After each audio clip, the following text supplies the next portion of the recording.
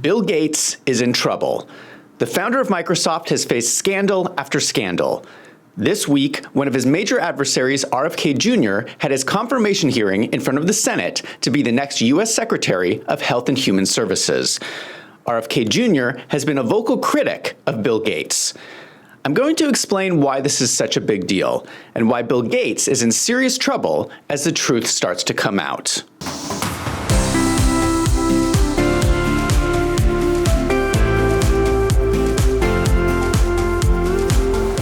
In 2023, 7 citizens in the Netherlands filed a civil lawsuit against Bill Gates. These were all people who were harmed by COVID vaccinations.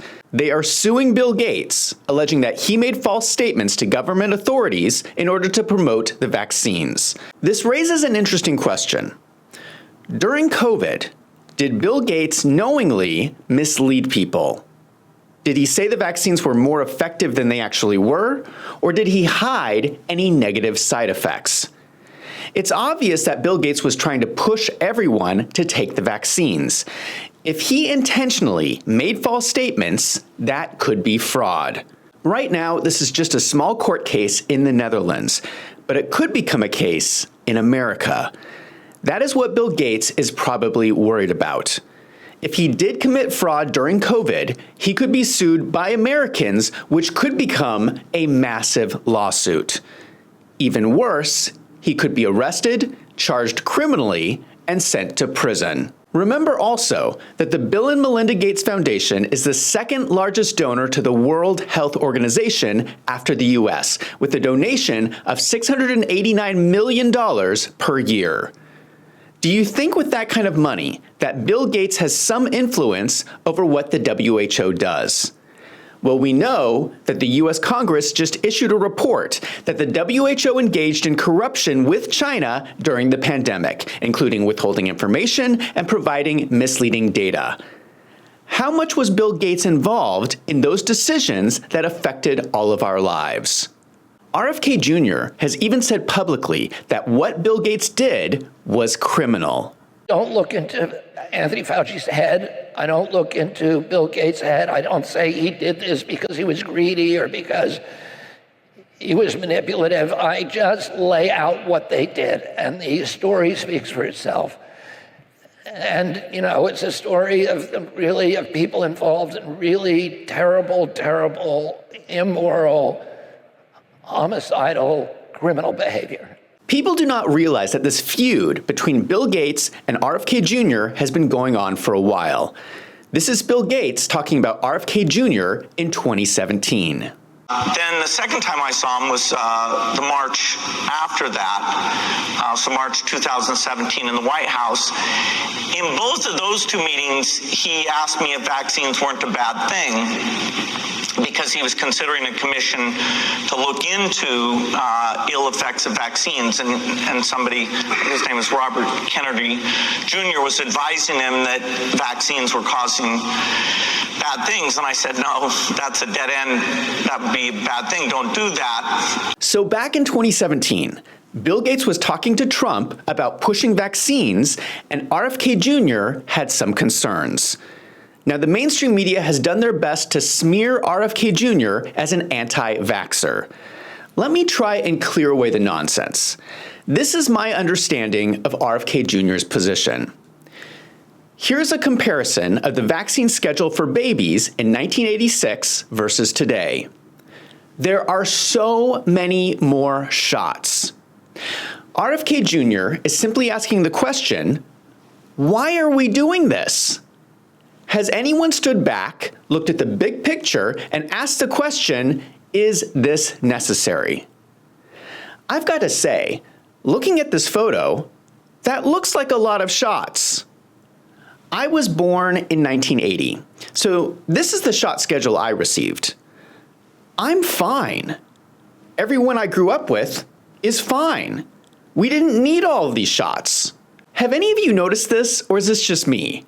We're all fine, right? So why are we giving all of our babies all of these shots? I'm very happy that someone is asking this question because it seems like a pretty logical thing to ask. And RFK Jr. is not the only person who thinks this. Here is Senator Rand Paul at RFK Jr.'s hearing. But the reason you have distrust from people at home, why they don't believe anything you say, they don't believe government at all, is you're telling my kid to take a hepatitis B vaccine when he's 1 day old. You get it through drug use and sexually transmitted. That's how you get hepatitis B. But you're telling me my kid has to take it at 1 day old. That's not science. And so every person with a bit of common sense, even people who don't resist vaccines, I vaccinated all my kids. I believe vaccines are one of the modern miracles beyond all pale. The Speckled Monster is a great book about the introduction of the smallpox vaccine in 1720 into our country. All miracles.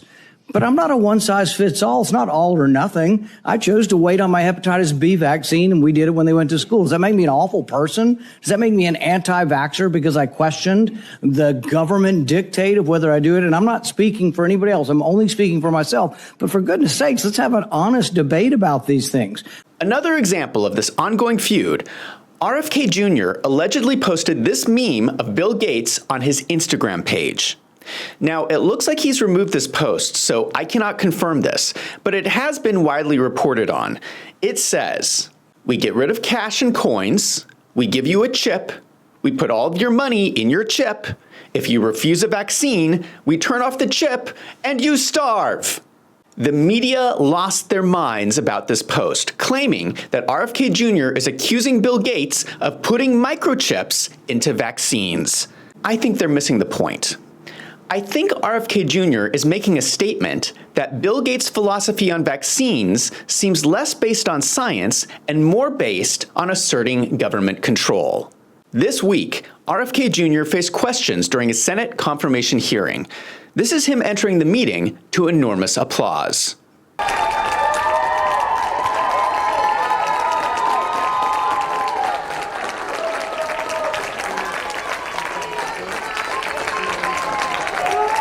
Remember, RFK Jr. is a very popular Democrat. Democrats love him, and the Republicans love him. During the confirmation, RFK Jr. was grilled by the Democrats. And I'm asking you to commit right now that you will not take a financial stake in every one of those lawsuits so that what you do as secretary will also benefit you financially down the line. I'll comply with all the ethical guidelines. That's not the question. You have said You're asking me, Senator, you're asking me not to sue vaccine pharmaceutical companies. Yeah, you are. That's exactly what you're doing. Look, no one should be fooled here. That was Democrat Senator Elizabeth Warren. Why is she so concerned with protecting pharmaceutical companies? Well, according to Open Secrets, it turns out that Elizabeth Warren is the second top receiver of donations from pharmaceutical companies. You don't say. Since when did the Democrats become so committed to protecting soulless corporations over the interests of the American people? This is very bizarre to me. RFK Jr. is a Democrat. He is the most bipartisan person Trump could have picked for this position. Why are the Democrats even fighting this? What I find even more ludicrous is that this is who the Democrats considered a health expert. This is Rachel Levine, who is the Assistant Health Secretary under Joe Biden. And 65% of Black Americans report feeling anxious about climate change's impact. Through our Office of Climate Change and Health Equity and the Office of Environmental Justice, we're working with providers and community leaders to identify innovative approaches that empower communities to address the health consequences linked to climate change. I'll be honest. With health advice like this, it's a wonder we all survived the last 4 years. So I just have to ask a question. Who would you rather take health advice from between these two people? I know who I would choose. Or what about Bill Gates? This is supposedly who the Democrats consider a health expert. Just looking at him, he has man boobs. Why are we taking health advice from someone who has man boobs?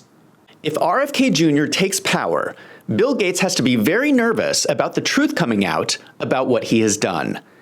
Not just about the vaccines, but remember that there is still a lot of unanswered questions about what he was doing with Jeffrey Epstein.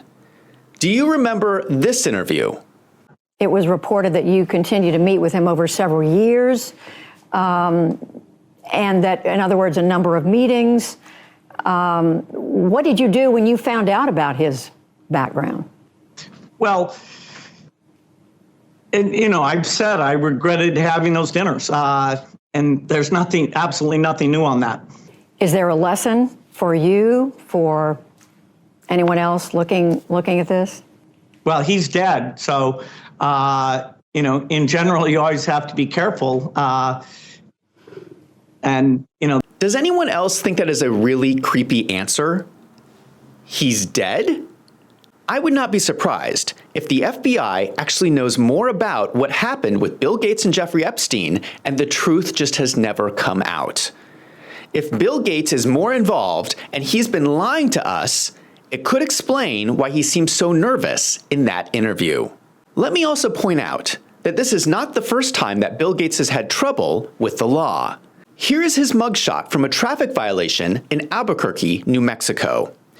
In the book he is about to release, Bill Gates admits that he was driving without a license and failed to stop at a stop sign. He spent the night in jail. Now, I believe there's probably more to this story that he's not talking about. When have you ever heard of the police taking someone to jail for failing to stop at a stop sign? That's strange. Let me give you a more likely explanation. Bill Gates could have been driving under the influence of drugs and alcohol. He was pulled over and refused to take a test, so the police officers took him to jail. The next morning, he got a high-priced lawyer who somehow got him out of the charges. Now I ask you, what do you think makes more sense? My explanation, or the story that he failed to stop at a stop sign? Now you might be asking, why are you bringing up something that happened so long ago? Because if what I'm suggesting is true, that means that he is lying now in his book that he is about to release. Why are no journalists asking Bill Gates about what really happened that night in Albuquerque, New Mexico? I mean, seriously, are these journalists idiots? Why are they falling for this? And if Bill Gates is willing to lie to cover up his criminal past, what else is he lying to us about? Also, isn't this a very bizarre mugshot?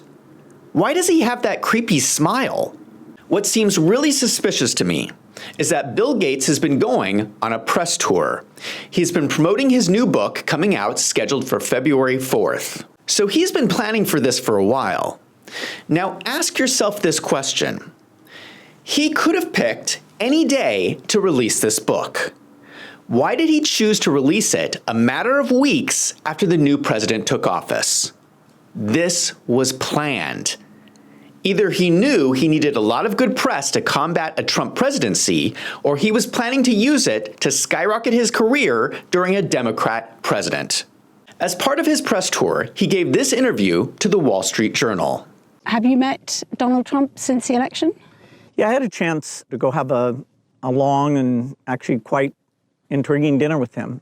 What did you discuss? What was intriguing? Well, we touched on a lot of things. It was over 3 hours. To my surprise, it was, just he and I, his chief of staff, Susie Wiles, and the person who helps manage things for me, Larry Cohen. So the four of us sat there, and it was quite wide-ranging. Global health's the area that I work in, and such amazing things have happened and can happen there. So he has already met with Donald Trump and presented himself as the health expert. All I've got to say is that it is good that Donald Trump is not falling for any of his garbage, because Trump has already pulled the U.S. out of the WHO. What do you make of RFK and vaccines and what he's saying about it and the position he's been given in this incoming administration? Well, he wrote a book saying that Tony Fauci and I kill millions of children and make billions of dollars with vaccines. And, people can judge for themselves whether that's correct or not. So his answer to the question of whether he killed millions of children is people can judge for themselves whether that is correct or not. What? Why doesn't he just say no? No, I did not kill millions of children. He doesn't deny it. Instead, he is saying, you can decide if I did anything wrong. I don't understand this. Why can't he say that RFK Jr. is lying about him? Why can't he say that? In my opinion, this shows the spiritual warfare that is going on. Whether you're religious or not, you should listen to this because it will shock you. Stay with me because this will all be related to Bill Gates. In the late 1800s, there was a German philosopher named Friedrich Nietzsche. He originally went to university to become a minister, but after only one semester, he lost his faith in God and switched to studying philosophy. His whole career is basically him writing out a rationalization of why he turned away from God. He wrote a book called Thus Spoke Zarathustra that makes fun of religion and tries to tear it down. In the book, he writes his famous quote, "God is dead." His philosophy says that there is no such thing as good or evil. That's just a social construct that comes from Judeo-Christian values. Instead, what really motivates people is a concept he calls will to power. He does not think that people make decisions based on what is right or wrong. What people really want is to achieve more power. He says, forget good and evil. You can do whatever you want. The truth can be whatever you want it to be. He criticizes poor Christian people for using their silly notions about right and wrong to hold powerful people back from doing what they want. These Christians are holding back progress. It is the Christians who are the evil ones, according to Nietzsche. This is really his philosophy. I'm not making this up. Nietzsche's writing is basically Satanism wrapped up in a philosophy. It says that God is dead, it gets rid of good and evil, and it only cares about will to power. So on one side, you have Judeo-Christian values of good and evil. On the other side, you have Nietzsche saying that truth is relative. Everyone can make up their own version of the truth. This is Satanism. But by wrapping it in philosophy, it became more palatable and it went mainstream. It sounds nice, doesn't it? You can do anything you want, no accountability. All that matters is fulfilling your own desire. Why wouldn't someone want that? Until you realize this is all just a scam. This just allows powerful people to steal all your stuff, and you can't complain because there is no way to hold them accountable. There's no right and wrong. That is why it is so important to be crystal clear about the truth and have a defined understanding of good and evil. But it gets even worse. Nietzsche doesn't say that you should try and get rid of good and evil. He advocates for two sets of morality, one for the rich and powerful people and one for poor people. He says that poor people need religion to cling to in their ignorance. Meanwhile, powerful people should follow his philosophy and do whatever they want. This reminds me of a video clip of Obama. This is video taken from a hidden camera during a closed-door meeting in San Francisco between Obama and his donors. You were not supposed to hear this. People have been beaten down so long, and they feel so betrayed by government. Well, it's not surprising then that they get bitter and they cling to guns or religion or antipathy towards people who aren't like them, or a way to explain their frustrations. Isn't it funny how he uses the same type of language as Nietzsche? He's talking about poor people clinging to their Bibles. If you think about it, that's very strange language to use unless he got it from somewhere, like German philosophy. The ideas of Nietzsche get even worse. He explains that since God is dead, you need to replace God by creating a Superman or a master race. Man itself becomes a god as you exercise your will to power. I think you can see where this is going. In 1939, Nietzsche's philosophy turned into Nazi Germany in World War II. All it took was one generation for his ideas to take hold. To show a direct connection, it has been reported that Hitler visited the document archive of Nietzsche 7 times. Now I ask you, have you ever visited a document archive of any philosopher even once? 7 times is crazy. Clearly, Hitler was very influenced by Nietzsche. A lot of people wonder how the atrocities of World War II could happen. It is because of Nietzsche's philosophy. Most of the German public did not know what was going on. They were just hearing propaganda from the mainstream media. Meanwhile, Hitler could do whatever he wanted, and if anyone spoke out against him, he would just kill them. And no one could hold him accountable because there was no right or wrong. All that mattered was his will to power. He killed millions of his own people, all justified by Nietzsche's philosophy. So you can view World War II as a war of ideas. America at the time was very much dominated by the Judeo-Christian view. So you have America, who believed in right and wrong, fighting against the Nazis and this new Nietzsche philosophy. And lucky for us, America won. Fast forward to today. Unfortunately, America no longer has a Judeo-Christian philosophy. America is now dominated by Nietzsche. Think about it. This explains all the problems that America faces today. The idea that there is no right or wrong. Everyone can define their own version of the truth. The constant attacks against Christianity. It's all Nietzsche. The reason I bring this up is because the typical everyday American does not know about German philosophy. But I am telling you that powerful people do. This is how they think. Many of them, all they care about is will to power and what they can get away with. I am betting you that Bill Gates knows who Nietzsche is. So when he says in this interview, for you to decide what is true or not, that parallels Nietzsche's philosophy. Listen to this again and tell me if you are hearing the same thing I am. Saying that Tony Fauci and I kill millions of children and make billions of dollars with vaccines, and people can judge for themselves whether that's correct or not. To me, that sounds like Satanism. Now, if you're thinking to yourself, Zach, that's a little bit of a stretch. Hold on, because I'm just getting started. Keep in mind that Bill Gates has been doing evil stuff for a long time. Do you remember when he was hit with a pie in 1998? Police and security guards in Belgium were caught flat-footed today by a cowardly sneak attack on one of the world's wealthiest men. The target was Microsoft chairman Bill Gates, arriving for a meeting with community leaders. Watch what happens when a team of hitmen meet him first with a pie in the face.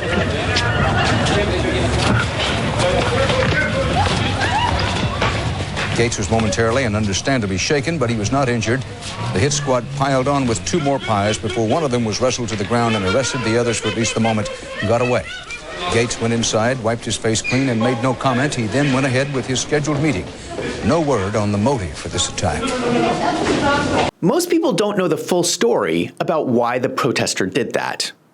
And no, it's not because Bill Gates forces us all to use his horrible computer software. It is because Bill Gates was attending a meeting in Brussels, Belgium, with a number of world leaders. The protester's name was Noel Godin. He is part of a gang that throws pies in people's faces. We know this because we have an interview with him. This is the man the French call the cake terrorist, and the latest focus for his sticky campaign is none other than Pope John Paul II. As far as Noel Godin is concerned, the Pope is a dangerous criminal who refuses to endorse the use of condoms. And he wants the church in France to get the message. His visit to Nantes Cathedral on Sunday underlined the point. Godin used his favorite weapon on an unsuspecting priest. This was meant to be one in the eye for all the priesthood, not just one. It's precisely this custard pie treatment which Godin dreams of inflicting on the pontiff. Vont conjuguer leurs forces He claims to have forces across Europe waiting to pounce on His Holiness, whom he calls the King of Fools. Now clearly, this man is either crazy or just French. Or maybe he's a little of both. Either way, this is how he describes why he threw a pie at Bill Gates. Because in a way, he is the master of the world. His power is effective and bigger than that of the leaders of the governments, who are only many-colored servants. The protesters found out Bill Gates' location because it turns out there is a traitor working within Microsoft Belgium. He explains, "This man told us he really loved Bill Gates in the past, saying that he was very cool and passionate, but little by little he considered that his power had tainted him, and that he was becoming more and more haughty with his own collaborators." These protesters were upset that Bill Gates was trying to run the world and intentionally causing many of the injustices we see in the world today. He says, Gates is pulling the strings. Many people think that after him, there's only one other powerful man in the world, the Pope. Remember that after Bill Gates became super rich from creating Microsoft, he created the Gates Foundation to do philanthropy. The Gates Foundation is one of the largest nonprofits in the world with $77 billion in assets in 2023. He convinced all these rich people to give him their money tax-free, which he then uses to remake the world in his image. It sounds to me like he is operating under Nietzsche's philosophy of will to power. Do you remember the WikiLeaks emails, where Hillary Clinton's personal emails were leaked? One of the emails was from John Podesta, who was the chairman of Hillary Clinton's 2016 presidential campaign against Donald Trump. In this email, John Podesta sends Hillary Clinton the short list of choices to be her vice president. Guess who's on the list? Bill Gates. Bill Gates likes to present this image that he's an independent billionaire off doing his own thing. But do not be fooled. Bill Gates donated $50 million to Kamala Harris during her campaign through a dark money nonprofit. He is very much involved in everything. Remember his meetings with Jeffrey Epstein? Well, you know who else hung out with Jeffrey Epstein? Bill Clinton. Someone else who keeps showing up in all of this is someone named Marina Abramovic. She's a performance artist who does what she calls spirit cooking. Here's a photo of her with Lady Gaga at one of her events standing over what looks to be like a human body in a pool of blood. Now, to be clear, she claims that what she does is not satanic. It's just art. I don't know about that. It looks satanic to me. She worked with Lady Gaga on her third album. She worked with Jay-Z on a music video. She is friends with James Franco. In fact, they went to the 2012 Met Gala together. Why is this creepy lady always around these rich and powerful people? Here she is doing an interview with James Franco. I think when I do performance art, I have to learn how I can control my body. First, I have to be afraid of, and I have to be like completely terrorized, and then I know I have to do it. I mean, nobody ever been changed of doing things they like. I always do things I don't like. Because things you don't like, the things you're afraid of, the things is unknown, that's really what the interesting stuff becomes. It's kind of different and foreign to what I do, and it's very fascinating to me, and I'm drawn to that, and it has, a vitality because of that. And you also told me that when you are performing, you can do things that normally you can't do. The moment when you really get into that kind of performative space, you are leaving your low self and you're transforming into your higher self. I just can say higher self. Some kind of strange thing take place, and this higher self is the all energy you have, you put into that. And then when the really thing happen, whatever circumstances are there, you have to accept them and then let it go. Is she talking about leaving her body? This is getting really weird. It turns out that Marina Abramovic had also hung out with high-profile Democrats. Another one of the WikiLeaks emails was to John Podesta's brother, asking John Podesta to a spirit cooking ceremony. Marina says, "I am so looking forward to the spirit cooking dinner at my place. Do you think you will be able to let me know if your brother is joining? All my love, Marina. But that is not the only place she shows up. In 2020, Marina Abramovic did a commercial for the company Bill Gates founded, Microsoft. This was a commercial for their virtual reality goggles called HoloLens 2. To me, mixed reality is this answer.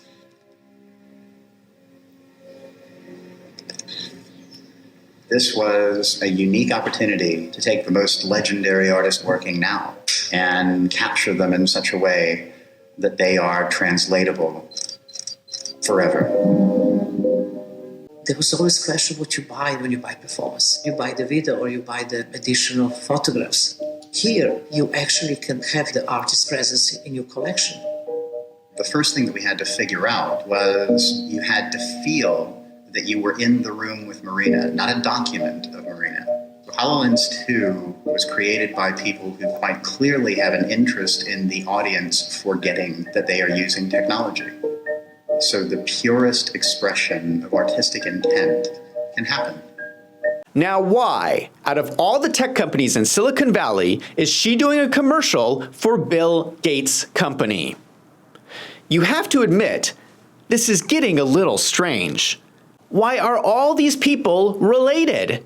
Why do they all seem to be hanging out with each other? And why are they all doing satanic things?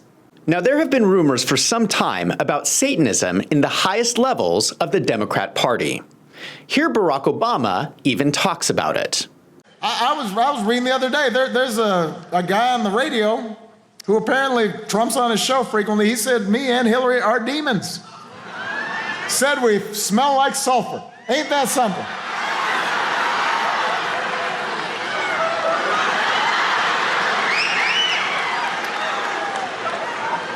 Now, I mean, come on, people. Did you notice? Just like Bill Gates, he never denies it. He just gives this sneaky grin. I find it really creepy. Why doesn't he just say, no, I am not a demon, and no, I do not smell like sulfur? And if you're still not convinced, take a look at this. I'm Richie Rojas, and this is the New Balance 666 Clinton autographed sneaker. I bought this sneaker on eBay. The seller wanted like $300. I talked her down to $200. It was autographed by Hillary and Bill Clinton back in '92 at a Susan G. Komen fundraiser, and this was just a few months before Bill Clinton was elected president, so pretty cool and unique. New Balance used to name their shoes by numbers, and it was like the higher the number was kind of like the next level of support or stability or technology. I think it's weird that New Balance named a model 666. I don't know, I think it's pretty funny and pretty awesome, but there's certain numbers you just avoid, 69, 13 maybe, I don't know. Her and Bill signed it. They gave the mark of the devil the mark of their approval, I guess. They signed the shoes! Someone please explain to me why they would sign these shoes labeled 666 if they weren't satanic. This is very suspicious. People do not realize how far this has gone. Here is the head of the Satanic Temple talking about Donald Trump. For me, it seems kind of obvious that there's been a complete reversal in the roles of who's ostensibly the good guys and who are the bad guys. Right now, we have evangelical nationalists pushing a theocratic agenda in the United States and making great headway to take away people's reproductive rights, endorse corporal punishment in schools, spread pseudoscience or otherwise reject a scientific point of view in really undermining liberal democracy. So at this point, there seems to be an apparent intuitive grasp of what Satan can mean in a heroic context. You heard that correctly. The head of the Satanic Temple is openly supporting the Democrat Party. Within hours of Trump being declared president, our membership numbers really spiked. And if we looked at the metrics for our website and other kind of web activity, it was like a straight line upward on election night, because people realized that this was was, if they viewed it as a joke before, it wasn't a joke anymore, and that the rise of theocracy was very real. Am I the only person who is disturbed by this? Doesn't this bother anyone? Why does the Church of Satan openly support the Democrats? I really think it is time that people open their eyes to what is going on. Now, if you think I'm just bringing up stuff from a long time ago, guess again. We know from White House visitor logs that Bill Gates was meeting with John Podesta in 2023. In case you don't know, Joe Biden made John Podesta a senior advisor to the president in charge of overseeing $370 billion in energy investments. Just to give you an example, $7.5 billion of this money was allocated to build electric vehicle charging stations. During Joe Biden's term, only 8 stations were ever built. Where is all this money going? And why is John Podesta the person who is handing out all of this money? And why is Bill Gates, the so-called health expert, meeting with the energy guy? What were they talking about?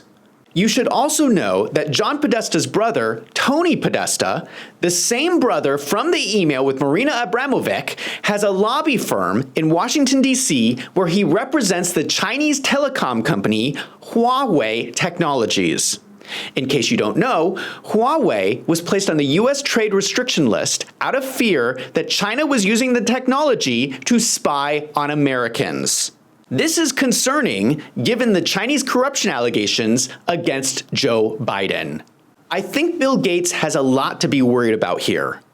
Bill Gates has got to have a ton of email evidence spread throughout Health and Human Services, and he's probably worried that RFK Jr. will expose what role he actually played during the pandemic.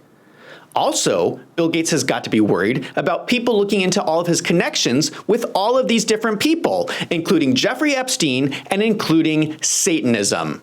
I hope the Department of Justice is aware of this information and are considering criminal charges against Bill Gates.